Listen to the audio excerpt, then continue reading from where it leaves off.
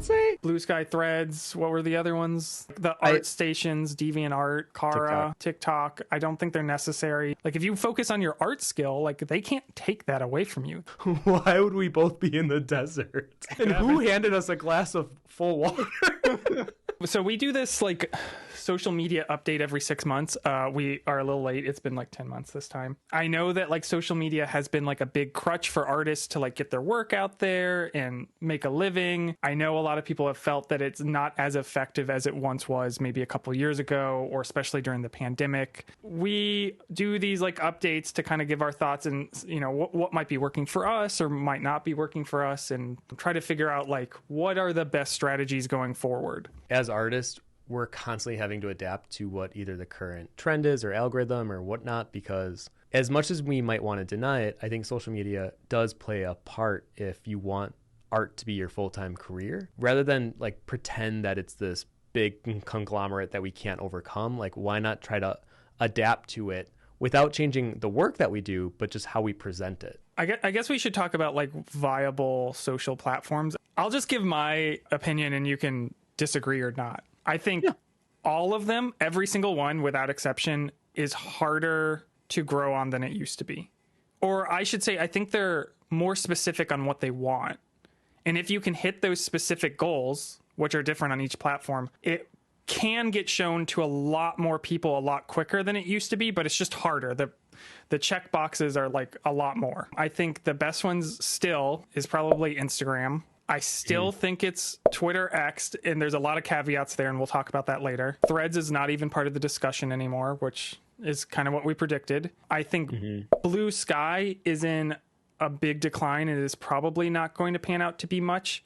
I think there is still a bubble of artists there that are really enjoying it. My engagement there is still higher than my Twitter X, but I think that is a weird bubble that I'm in. Twitter X still has a lot more potential for, again, very specific crowds, which we'll talk about, aside from the political ones. I think YouTube is great, again, with caveats, which we'll talk about. I think TikTok's kind of dying. I think, like, let me put it this way. I think, like, 10,000 followers on TikTok is a lot less valuable if you're trying to, like, convert that to, like, a business sense or, like, get people to see your art than 10,000 followers on Instagram. Although it's been a lot easier for certain artists to grow there, I don't necessarily always think it's worth as much effort and time as I think it's been given. I mean, obviously, if you have, like, millions of followers on TikTok, like, that is valuable for your business. Let's kind of go through them one by one critically. So I actually didn't know like where Blue Sky sat, and you are right. So as of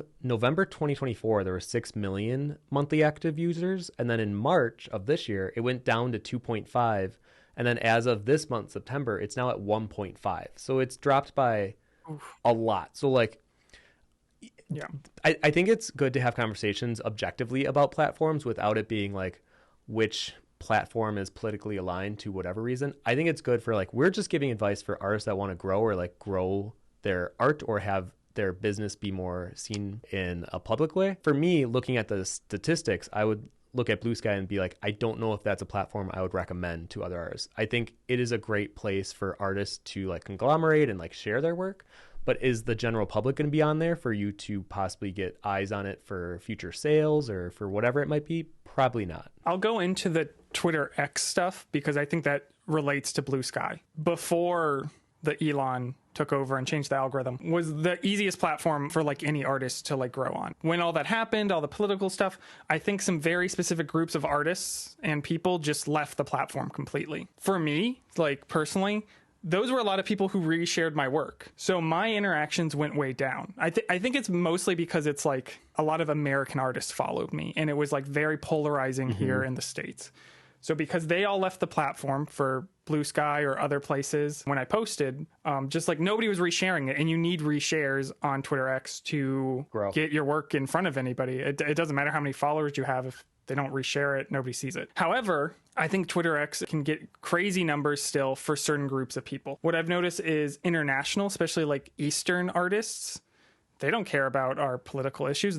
Like, they're going strong. When they post, all their followers are from Asia, blah, blah, blah, blah. They're still getting 20, 30,000 likes on every post, like, consistently.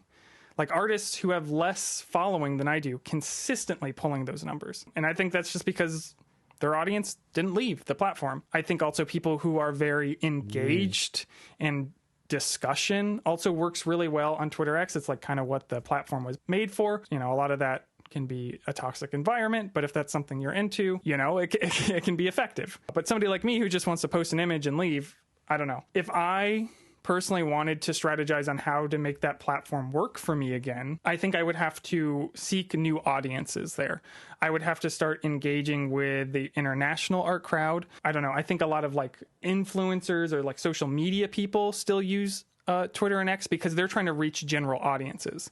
I think a lot of the art crowd specifically left. It's like, how do you integrate into other demographics that aren't art related to make that platform work? And because of all those issues, Blue Sky became where a lot of the like US artists went. Initially, it was really strong, and because that was a lot of my audience, I still pull good numbers over there, but there is no general audience on Blue Sky. So its growth potential is not very good. I make YouTube videos giving resources to artists. That's everybody on Blue Sky. So yeah, I do well over there, but that's not going to be like, if you just want a job in the art field, there's probably not art directors over there. They're, you know what I mean? It's, I don't know, if you're selling a brush set, maybe like it's other artists they might like, I don't know. It just depends. You know what I mean? The demographic's different. So it works for me because that's the type of resources I put out. You're right. Blue Sky is almost entirely American based. And in early of this year, this one stat I'm looking at, apparently Twitter X had about 250 million daily active users, compared to Blue Sky, which has 3.2 to 3.5 million daily active viewers. So when you think of that comparison, the reach is like crazy different. I don't know. I was frustrated because I felt like a lot of artists, although I agreed with a lot of them, but we won't get into that on their grievances, were making a political stance that hurt them financially or hurt their art business from like reaching other audiences. I wish the whole art crowd would have just like, I don't know, not left and like allowed other things to take over. I think it made a lot of artists' reach weaker, but that's not reality. So, but I do agree with you, Dustin, where like maybe that was all like hearsay, where actually Twitter is still somewhat viable, but it's gonna be like you have to build up a new audience because you can't rely so much on the American audience you might have had in the past, where now you're like going for more a world-based audience on Twitter. Also, there was a really good question. Do you get more valuable followers on Blue Sky even if you reach less people? Will you reach people that are more prone to support your art? This is an interesting question for two reasons. And I would say yes and no. What is more valuable, right? Again, because I do YouTube videos that are art resource for artists, then you could argue that, yes, those followers are more valuable to me because that's my demographic for my YouTube videos. But my art is not an art resource. I just like making art, and I want, you know, I need more general audience for my art to be seen through more people. So Blue Sky is not at all valuable for me as an actual artist. For me as an art resource channel, then yes. So it depends. I try not to be subjective with them. I try to be as objective as possible. So for me, I always look at like Kickstarter numbers. Whenever I run a Kickstarter, you can see what platform they're coming from. And because I haven't had a Kickstarter with my new Blue Sky account in full effect, I don't personally have the numbers to back up my opinion on it. The ones that I even relied on a little bit, like DeviantArt and some of those really fell off. So even those don't give me almost anything anymore. And it's almost entirely Instagram, and then my YouTube short, and then not so much from Twitter. So like Instagram really pulled through. And I think that's why we have these conversations like once or twice a year, because things are constantly shifting and changing. Yeah, I just think the numbers are going down. There's no, like, it's not a bad thing to have a Blue Sky and use it, but I wouldn't rely on its growth on Twitter or X, which used to be one of my most profitable. Like if I posted a sale or had a new video, that used to be like where I got a lot of my viewership or reach or sales from. But I also see a lot of people still super succeeding in that space. What I would say, something that like me and Tim and some other people did, especially when we were like trying to like grow for the first time on a new platform, is like get a group of your art friends and just like plan on a time where you're all going to post and just like reshare each other or just like each other's posts or like whatever.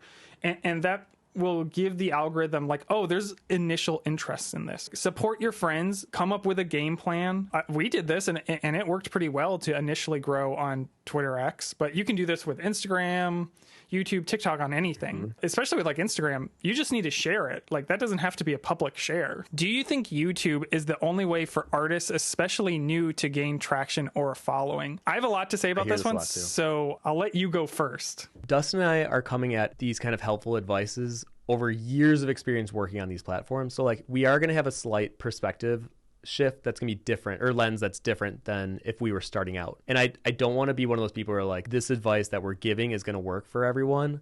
So like if I was just starting out, it would be a completely different battleground, because like you were saying earlier, it was easier for us back then to grow than it is now. Do I think YouTube is easier? That's a good question. I would say probably yes. I would think because if you could have a video go viral, that has more potential for like long-term benefits and follower gain than I think going viral on Instagram is harder. So that would be my, I guess, short answer to it. But I'm curious to hear your opinion, because you've been doing both pretty actively now.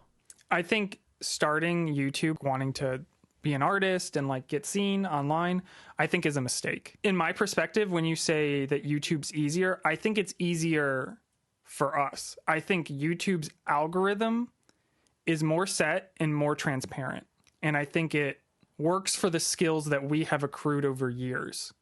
So yes, YouTube is easier for me. Oh, I see what you mean. To blow up on right now than Instagram is. Is it easier for a new person? I think absolutely not. And I think it's a mistake. There's two things that really typically succeed.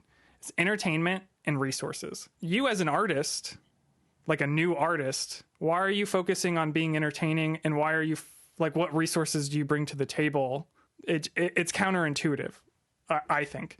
So if you're putting all this energy into making YouTube videos, which is a lot harder than just posting your artwork on Instagram, if your Instagram post bombs, well, at least you've worked on your craft and you'll just make a new piece, which I think is a lot less effort than making a YouTube video. So if you put all this effort and time into making a YouTube video and it doesn't do well, you haven't even increased like your art skills. And then like you don't have the art like experience, or like, you know, you're farther away from becoming that resource channel, right?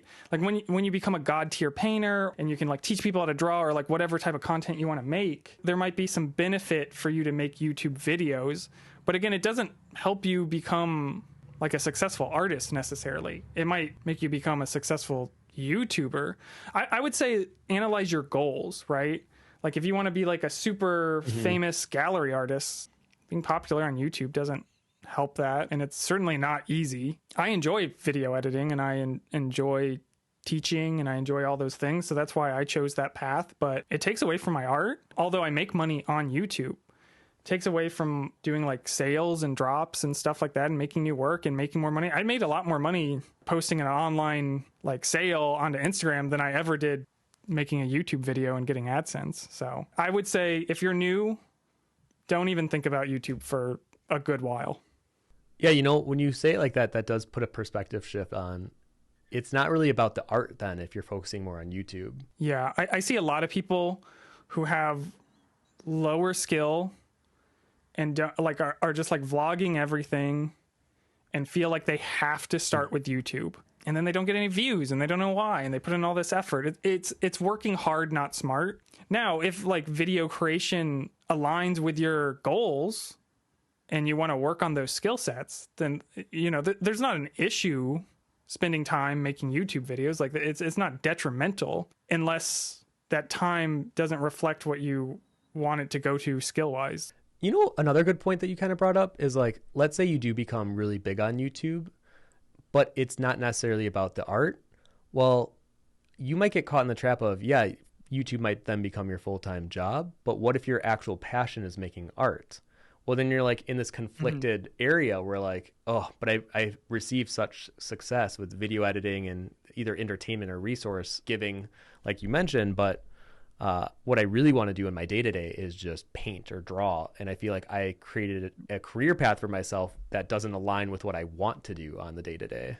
I think if you are interested in video content creation or being like front facing, I actually think live streaming is the better route to take because it's a lot more natural to just sit there and draw.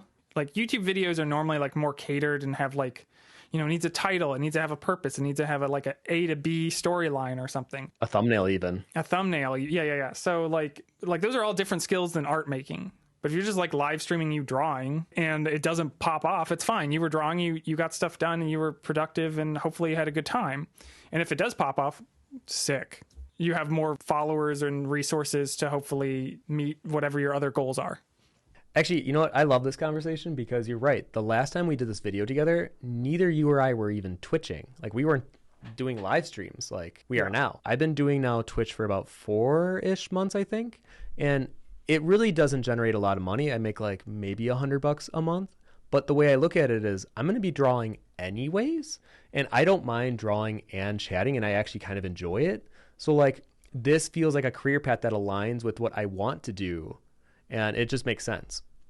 Yeah, no, I agree. I make nothing off of Twitch, but I enjoy it. You know, I was going to draw anyway, so it doesn't hurt me any. YouTube, on the other hand, takes a ton of effort. Every YouTube video I put out, that's probably like 2 other paintings I could have made and would have made a lot more money than I make off of AdSense. Now, AdSense, once you get like decent views, does pay, but for the same effort, you can sell a lot more prints. I think this is a good segue too of lean into what you have fun doing. Like I personally, when I see you do YouTube videos, I can tell when you're having fun and you're like leaning into it. And like, that's why it probably doesn't bother you that you're making less money because you're enjoying what you're doing. Somebody said, what I don't like is that YouTube and Instagram now are more for shorts and reels. So you still need some video skills. I don't post short form content at all. I've tried it. So I don't think you need to do that. Instagram is definitely pushing reels. I don't think it's necessary. It certainly helps.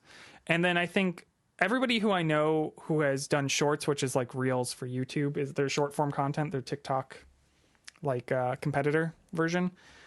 Either they've popped off with shorts or they've popped off with long form video. Those audiences don't overlap. So I know some people who like are very successful on YouTube with like short form content, but they can't get anybody to watch their long form content, which is where all the money is at if you're like actually trying to make money on YouTube. And then sure, yeah, that might convert over to Instagram Reels and then you can double post, which would be great if you actually do want to learn short form content, but it's not very lucrative. Instagram doesn't pay you. The only reason I would say to like shoot for like Reels or short form content is if you're making something you like. So you're essentially making content specifically for Instagram, a website that doesn't pay you. So you have to be banking on the fact that you're going to get a large audience that then can be converted somewhere else, which I don't love. So I don't put a lot of effort into short form content, but it is a strategy that works for some people. So if that aligns with your work, then I think there's points there for sure. I feel like I definitely have a couple add-ons for this one too. My best performing post this year was a static carousel post. So it wasn't a short form video, and it's my best post by far, like 10 times better than any of the short form videos I've done.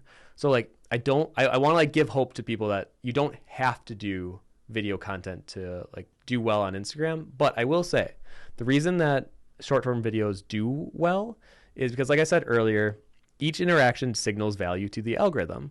So if you're just posting a static image, they might look at that for, a second while they're scrolling, and they might like it. They might share it, but more often than not, what people do is they look at it and then they move on, and that's how they do it.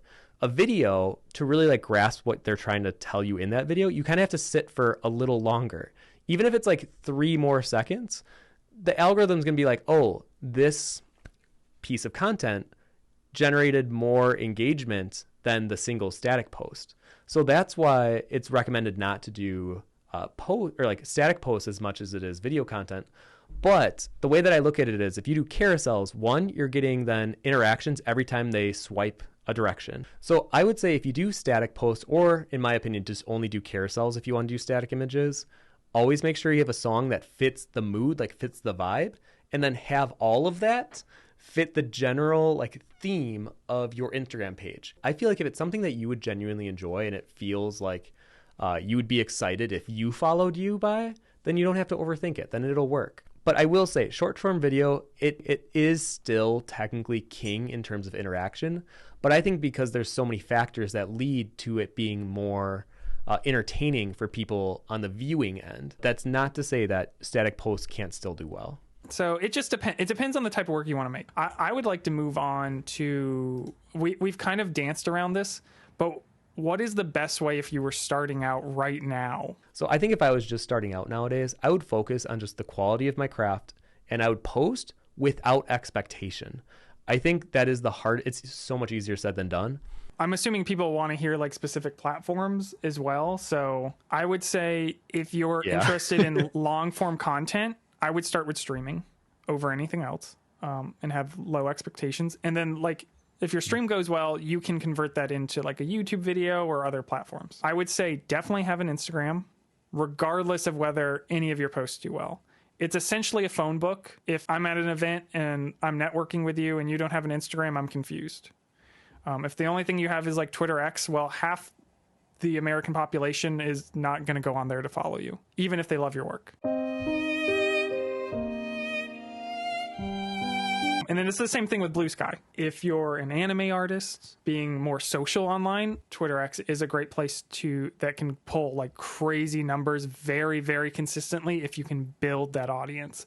But you have to be dedicated to build that audience and also be okay with being on the climate that is Twitter X. Blue Sky, Threads, what were the other ones? The art stations, DeviantArt, Kara, TikTok. I don't think they're necessary. TikTok used to convert to like massive sales, but I have heard even people with huge followings, it no longer converts to like decent sales. I could be wrong. I don't have a TikTok. Maybe talk to your TikTok friend about TikTok. So a while ago, I watched this video on basically like what works well for social media.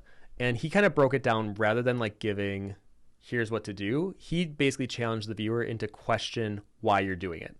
So he basically was like, you should be able to answer your what, your who, and your why. And your what is basically like, what do you create? Like, what are you creating? And like, it becomes easier in hindsight looking at your portfolio. Like, so for me, it would be, fantasy, ethereal, macabre, whimsy, traditional pencil art. And that kind of like is my what I make. And if I consistently post things that kind of align with that, then people will follow me knowing what they're going to get in the future. Your next one is your who. Who is your target audience? And I talk about this all the time in my other streams and when I give workshop lectures. Your who is the easiest question to define, in my opinion. It is you. You are your target audience, your target demographic, your target everything. I keep a picture of my younger self on my desk as a reminder of I'm creating for him. What would get him excited when he was getting into art and exploring what it could be and what would he find inspiring. So that's what I do. And then your last one is your why. And I think for a lot of us, it should be because we love making art. I think if your why is you're trying to do it just for money, I don't think art is the right field for you, if I'm being completely honest. Because you could be 30 years down the line and you might make a successful career financially out of art. But if you don't enjoy doing it, is that really a life worth living? So if I was just starting out, I would try to answer those 3 questions. And if I couldn't answer those, I would try to rethink and like meditate on that. Like if you really want to mid-max social media, which I don't think, you got to really like love the game, right? You got to be a real data nerd. If social media stresses you out, like you don't need to do these things. It's okay. You don't need a big social media to be a successful artist. You just don't. Nope. There's plenty of different paths to go down. Does it help? Is it beneficial? Certainly. It's way less beneficial than it used to be. So there's actually like less, I think, incentive to do it because it's less consistent. You can have a huge following one day and then nobody sees your post the next day. I think timing can be one of the most effective things to think about when posting. And I don't mean like, oh, you have to post at 7 p.m. every day. As an example, if you're a fan artist, Demon Slayer just came out in the theaters and you want to do a Demon Slayer piece, you probably want to get that piece done and post it right when the hype is coming out, when the movie is still in the theaters. Like everybody's going to be like really hyped for the movie. So that would be what I mean when I say good timing. And then vice versa, if you're like not a fan artist, don't post your original work when everybody's like super hyped in the same like community for Demon Slayer, right? So if you did an original anime piece or something, maybe not the best day to post for you, because everybody's going to be resharing that Demon Slayer thing that just like hit the news or whatever. As an example, for like Twitter, there's Portfolio Day. I would say Portfolio Day is like once every 4 months or something. It's 4 times a year. You want to post early for Portfolio Day or things like that. That's one of the times you want to use hashtags. Normally I would avoid using hashtags unless it's for something very specific. Like you don't want hashtags being like dark, gothic, anime. Like those are useless on any platform. But if there's some specific thing happening, some specific community that is posting and people are looking through that hashtag to find those people, that's the only time I suggest hashtag. So for Portfolio Day, you want to post early on, because everybody who's going to engage with Portfolio Day is going to like reshare 2 or 3 posts right when all those like drop the day one. So if you wait 4 days and you're like, oh, Portfolio Day was yesterday and I wish I had posted, I guess I'll post now, it's probably not going to do well. So you kind of got to be on top of things if you want to mid-max your timing. Obviously, you can also do the like, I'm going to post at 7 p.m. every day because that's when my audience is on, right? Not saying your audience is on at 7 p.m. You can figure that out through your internal algorithm. Like, is all of your audience live on the west coast of the United States, then 7 p.m. might be a great time. But if they're all European and you live in the west coast of the United States, then probably an awful time for you to post. They're all asleep. What's going on in the news cycle? Did some big political thing, did some big thing hit the news that everybody's talking about? Probably a lot of people aren't going to want to reshare your art that day because they're talking about something else. I normally will like be like, oh, I'll post this tomorrow. And then something crazy happens in the news cycle. And I'm like, maybe I'll wait a couple days because they're probably not going to be thinking about, you know, my little picture that I drew. And those are mostly just to ensure things don't bomb. Yeah, I don't. What do you think about that? Like, are you ever like thinking about when the best time is to post a specific image, or do you not think about that at all?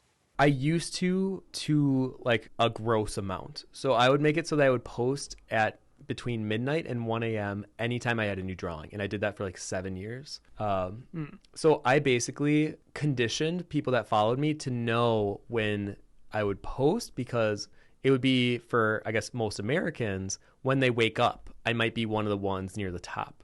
And unintentionally for Europeans, I would be like when they were like getting up right then and there. So I unintentionally created like a really big European following unintentionally, because I would finish my drawings around midnight or 1 a.m. So I was like, oh, I'll just post it now because I'm done.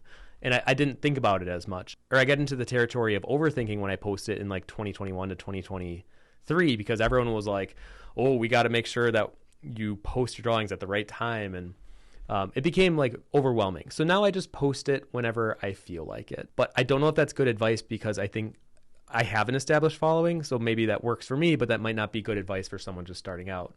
I know that there's a lot of YouTube videos, a lot of graphs that you can Google that tell you what time of day for each day on like Instagram, for instance, when the users are the most active throughout the day. And it changes per day, surprisingly. And if you want to like try to target it that way, but the way I also look at it is, okay, if that's when the most people are active, that's probably when most people are posting. So you actually might do better not posting with the majority of people who are also sharing at that same time. Oh my God. I have a dirty little secret about that, but you continue. Well, I'll finish up with, because this will kind of co-sign one of the questions, which says, do you target your work streams for a given age demographic? I would say not only for timing, but like targeting people, no. I feel like you will condition your following the way that you post, if that makes sense. I don't care what age group people are, what their gender is or anything. If I create art that I really love, the right people will find you. Like, you don't have to do the extra legwork to find them. They will find you. And as long as you are giving it like your, I hate the word authentic because it's such a buzzword nowadays, but if you really are putting your all into it and it feels like you're excited about it, you'll find the other people that are also excited about that. But what's your dirty little secret? I'm curious. I don't really do it that much anymore, but when I was trying to mid-max Instagram specifically, if I had a banger post and I'm like, this is going to do great, it's going to be the bee's knees, everybody's going to love it, I would post it at the height when everybody's posting, because I was like confident that like they'd share my piece over other people's piece because I'm so cool. But if I thought the thing I was posting was weak, I would post it in the middle of the night when there's like no competition, like you said, when like people are gonna wake up. So that was my dirty little secret. I would also say, as far as, because you touched on like demographics and like age ranges and stuff. Yeah. And this also leads me back to, should newer artists start on YouTube? Another reason that I think you shouldn't start on YouTube, and to go into the demographics thing, is I have a pretty decent following on Instagram. I got barely any of them to come over when I switched to YouTube. I tried real hard. And when I look at my analytics for Instagram and I look at my analytics for YouTube, because they're very different content. One is me just posting my art, and one's me posting art resources. My demographic on Instagram skews very young and female. My demographic on YouTube is closer to 50-50, but skews male and is much older. I think the average age of my YouTube viewer is like 28 to like 34, because it's all like financial advice. It's like there is not a lot of crossover. So if I then, my YouTube videos could have been closer related to my art, I suppose, and maybe that overlap would be a bit closer. But I had to build, like, I built two separate audiences. If I wanted to convert those, I'm gonna look up mine now. Yeah. So if I wanted to convert YouTube over to Instagram, I'd probably have a really hard time. You know what? I haven't looked up my insights on Instagram for so long. I'm kind of curious. So right now, my new followers, I've been lying to all of you. No, I haven't. Actually, my demographic is getting older. So right now it's 29%, 18 to 24. Actually, I can just show it. So yeah, shocking. My age range is mostly 25 to 34. Yeah, mine too. It used to be much younger. I wonder if people are finally coming over from YouTube. It used to be like 25, 75%. And my like biggest age demographic was like 13 to 17, and then 18 to 24. But I think my work is like maturing. So I think that's why, because I think our work is maturing as we get older. So it makes sense that we're reaching people that might have a similar, like, either worldview or like appreciation of art or like whatever it is that we're creating. Yeah. Can we talk about like the bottom line? Like, if you have good work, you have good work. That is more valuable than any knowledge, any past experience, anything, honestly. If you create work that is exciting, it feels fresh, and it is of quality, you'll be fine. But it does take a lot of work. It takes a lot of hardship, a lot of trial and error. And I think the trial and error is like the least fun part, but I feel like it is necessary, unfortunately. One quick thing is, if you have a post that does do really well, let it cook. Let it sit for literally no less than a week. When I have a post that does well, I will literally now let it sit for like 2 weeks, because that image or that carousel or that short form video, whatever it is, will generate so much interaction and pull to my page. I don't need to add to it unless if I have a new piece that I think is so good that it'll just like snowball that engagement even more. But there have been times where I have a really good post and I'm like, oh, well, I have more eyes on my work. I should post another thing now. And then I post the other thing. It duds. And then it hurts my engagement overall. Looking at my analytics, specifically on Instagram, because I know that's a whole thing where everybody's like, I'm losing followers. I think a lot of people are deleting the app, and oftentimes that will read as a lost follower. But when they reinstall it, it comes back sometimes. So if I actually look at my algorithm, I'm losing about the same amount of followers as I'm gaining. And I don't think I'm that controversial. I don't think people are like going to my profile and being like, I hate Dustin, unfollow. I'm like fairly certain that's not happening. If I actually look at the followers I'm gaining, I'm doing pretty well. But if anybody looks at like my follower count from like now to last year or the year before, it doesn't look like I've gained anything. This month I've gained 1,507, but I've lost 705. So, and I'm not in a controversy. So I think that's like people deleting Instagram or them removing bots. So like people who didn't really exist to begin with. So like my follower count hasn't gone up that much, but I do have decent gains. Take a look at that sometimes. I think Instagram has a real big bot issue right now. So if you're losing followers, they might not have been real to begin with. I feel like that's something I will definitely research before we do our next video, because I think you're right, because I'll lose like an incredible amount of followers one week when I didn't even post a story. Like, I'm not doing anything. So like, why are, 1,000 people coming to my page and unfollowing when I didn't even share anything? Oh yeah, I'll lose 1,000 a month easy every month, and I'm like, this is some like shenanigans that Instagram's doing on the background. And granted, maybe those people who are following me are also like questionable bots. I don't know. That was happening to me for like 2 years, where it was like a steady decline where I'd lose like 30 followers a day, and it messed with my head so badly. Eventually, I got to a point where like it didn't break me necessarily, but I had to hit a point where I was like, I have to disengage with this emotionally, because it is taking a toll on my work, and it's unfortunately like overlapping into taking a toll on my like psyche. So at some point I was like, you know what? Those 30 people that aren't following me, it's because they don't like my work anymore. And I like made this huge piece with like, they just don't like what I do anymore. So like let them go. Because I'm like, why would I want someone following me that doesn't actually like my work? But hearing that, Yeah. you might think it's more of like either bots leaving or like when people delete their Instagram. There are times where I'm like, this doesn't make sense. I didn't even post anything in the last 4 days. Like, why am I still losing so much? Like, they have to actively search my name out to unfollow, but like, why were they reminded of me to want to unfollow at that specific time? Yeah. I would also say look at other platforms. So like I have a similar following on YouTube, which that content is a lot more controversial sometimes than my Instagram, and I lose way fewer followers on there, almost net zero. So I think that the follower loss thing is like, again, shenanigans. Okay, I have a question for you, and it was one of our Okay. ones from the Discord. Was, do you schedule your posts? Do I schedule them? I schedule my YouTube videos, but I don't schedule anything else. Like I said, I mid-maxed Instagram for a long time, and then Twitter, but I kind of stopped caring. I didn't the amount of like difference from when I posted on Instagram or Twitter, or like a still image post, wasn't very big. For YouTube, I just make sure that there's a lot of people online at the time I post, just so it gets like a decent start, so I don't embarrass myself. Not that I think the video will actually do any better or worse. It's just like, am I going to get more viewers at the beginning or later in the day? I think that's more the factor. I don't think you need to schedule it, but it's nice if you're like not awake when you want it to go live to schedule it, I guess, which is normally the only reason I do it. I agree. I do the same thing. Yeah. I think schedule to what feels right. And then if you try to stay consistent, I know some artists do recommend that. Okay. I have one of the other questions that I had were, do hashtags work? From all the research that I've seen, I don't know what you feel about it, but the research I've done is no. I don't think they work almost at all anymore. But what research I did find that do work, apparently keywords in your bio.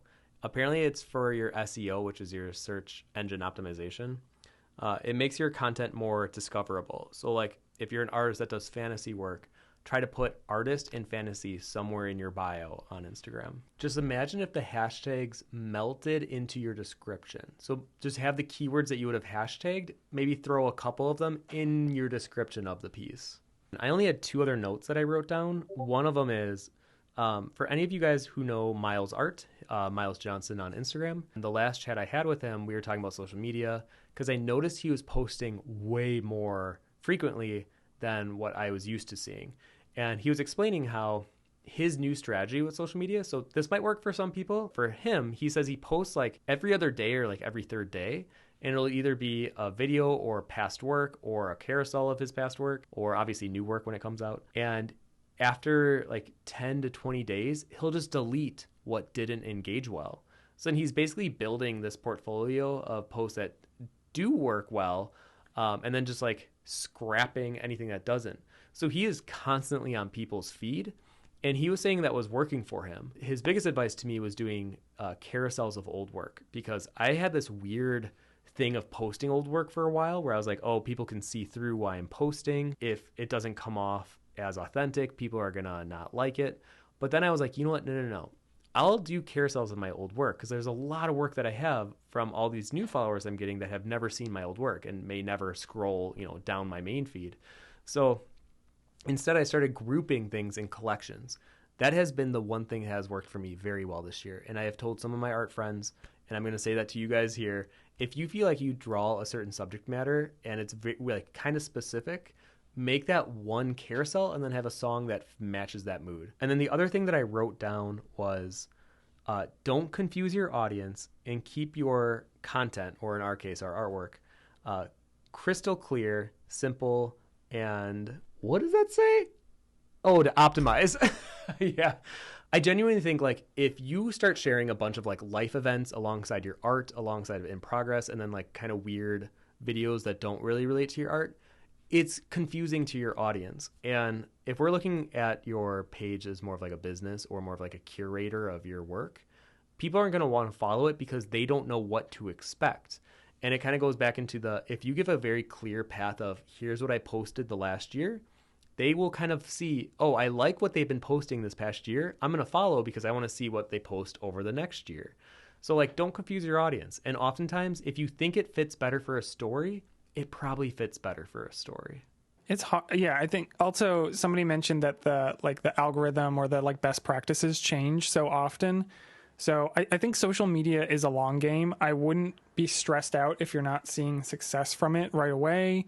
And again, I don't think you need to see success from it to be a successful artist. I know some people who are very successful artists who never really blew up on social media. Obviously, it helps. Every resource is helpful. And I think you should have a social media, again, for some place for people to find you or contact you, especially for like art directors or like just people to know that you exist. I don't think it being like this huge number follower thing is necessary. I also want to talk about the actual content a little bit, like content strategies. Again, don't like change the work you want to make for social media, but also being aware of like why something did well and something didn't do well, I think can be good. So let's say you're a portrait artist, but you're not the best portrait artist. And then the best portrait artist is also posting the same day. They're probably not going to interact with your work.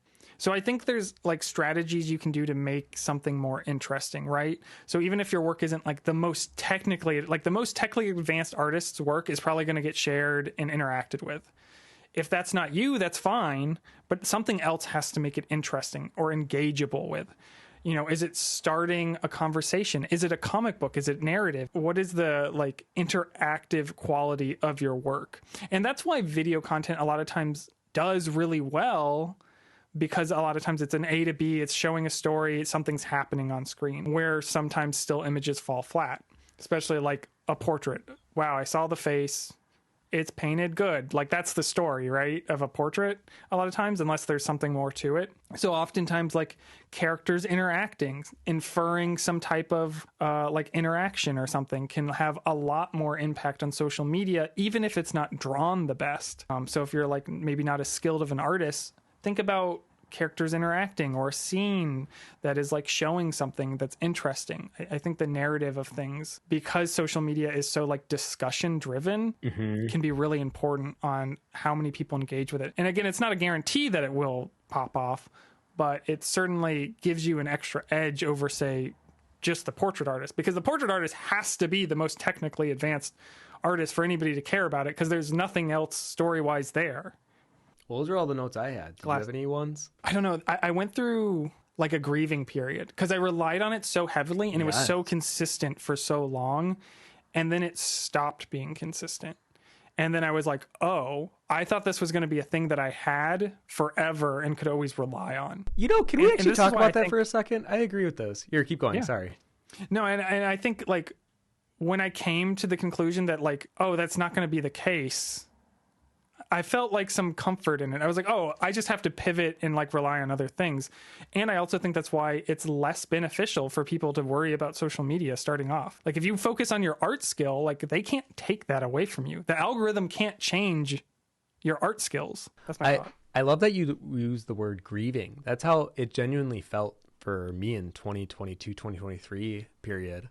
And I was like losing followers. I didn't understand why. And I thought this would be a consistent thing, that as long as I made the work that I love, that it would just be an uphill growth and it would just keep snowballing that direction. I didn't realize how much of my self-worth I literally attached to the growth number and to Instagram. It almost felt like a relationship. And then when it didn't, like it started not going well, it went to like the it's complicated status.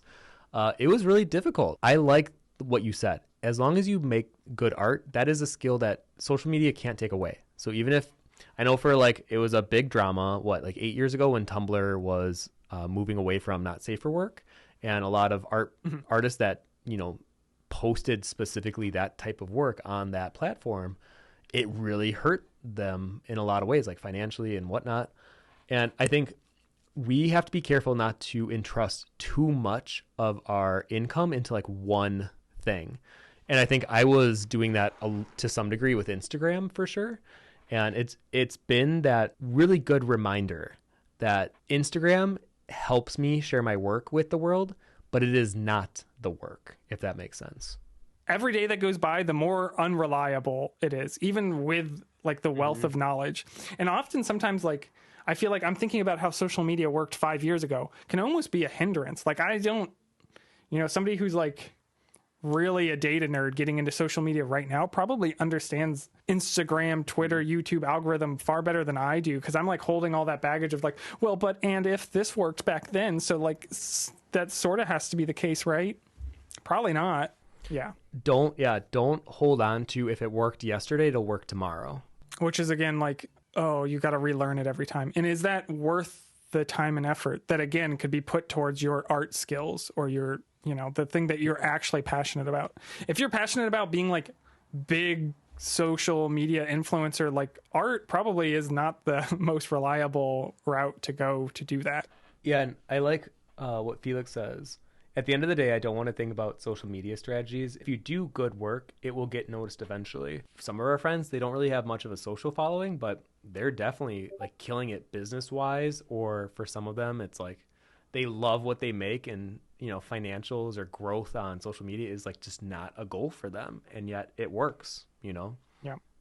Yeah, I would focus on establishing a foothold in one aspect of like your business. Like you need to get the skills up there first to where people will like buy it. Yes. Where like if you saw it, you'd be excited for it and you want to buy it, right? In whatever form that comes in. Like obviously everybody's art is consumable in a different way. Like I see a lot of people who like do not have the fundamentals down, and they don't understand like why people aren't engaging with it in a way. So, you got to get there. It's going to be a lot harder if you don't. So put all the time into that, and then try to find like what aspect of the art industry do you want to have a foothold in? Do you want like the most successful online store ever? Then social media is going to be a very helpful tool. Do you want to do conventions? Well, social media doesn't help at all. There's just like different things you should focus on. I feel like everybody is like, oh, I have to do YouTube to be a gallery artist, or I have to do this to be like, these things don't connect. These are different industries. They don't help each other, at least not directly. I think you can make a good point too with the conventions where like before you would link your Instagram, and some cons still do, but a lot of cons now are basically making you provide images of your booth and like samples of your work, which has been interesting. And I wonder if they're doing that because they don't just want people with bloated followings to like get through the jury process. Like they want quality artwork. Yeah, I think presentation is like more important than ever in the convention space. With all the competition, like things have definitely leveled up. So, if you have really good branding, that can be really important in that space. That can also help you on social media for people to know what to expect from you, but that can also get boring after a while where people are like, oh, I've consumed the same thing over and over. So cute, like branded, like shops on social media, they'll gain like a really decent 10, 20K really quickly, and then they'll hit a ceiling, and it'll really struggle for people to continue interacting with them and get new people in front of them. And that's because all of their stuff is very cohesive and their page looks great, but you have to do something really new and interesting. This could be a whole nother video that I think we should share it for another time, but there has been an uprise of artists that put so much effort into their booth, and it does look great. And like, especially starting out, there's some anime shows I went to where I'm like, man, the booths here look really great. But then when I get up to look at their art, I'm like, ooh, the booth is almost better than the art, wherein it should kind of be like matching one another. Like I said, I think that's this a is whole our nother fault as well. I think this is actually our fault. Yes, the presentation will get people to come to your table, which is essential to make a sale. But if then there's nothing at the table that nobody wants, you still didn't make the sale. I also kind of wanted to mention, because I get asked this a lot, especially from like other artists in the art community, on how YouTube specifically has affected my sales as an artist. Because I was in the convention space for a long time. I felt like I was doing pretty good. And then I have separately built YouTube up, and I feel like people now recognize my face more than they recognize my art, which is I have conflicted feelings about. I have not seen, even with a successful YouTube, very much impact in sales. So if that's why you want to build up a YouTube or build up a video, like long form or short form content, partially might be because of the type of content I put out. I put out resource content, essentially, for other artists. So they're not necessarily interested in my work, which is a little sad. I'm a little sad about that. But that's why I have two different audiences, from like Instagram to YouTube. Actually, that's a really good point to make, because I think a lot of people outside of our friend group probably assume you do much better because of your growth on YouTube. So I think that is good to point out. Yeah. My numbers have not, it might be a 5% increase from YouTube. It's the product, it's the work that sells it. The majority of people who see me at a show have no idea who I am.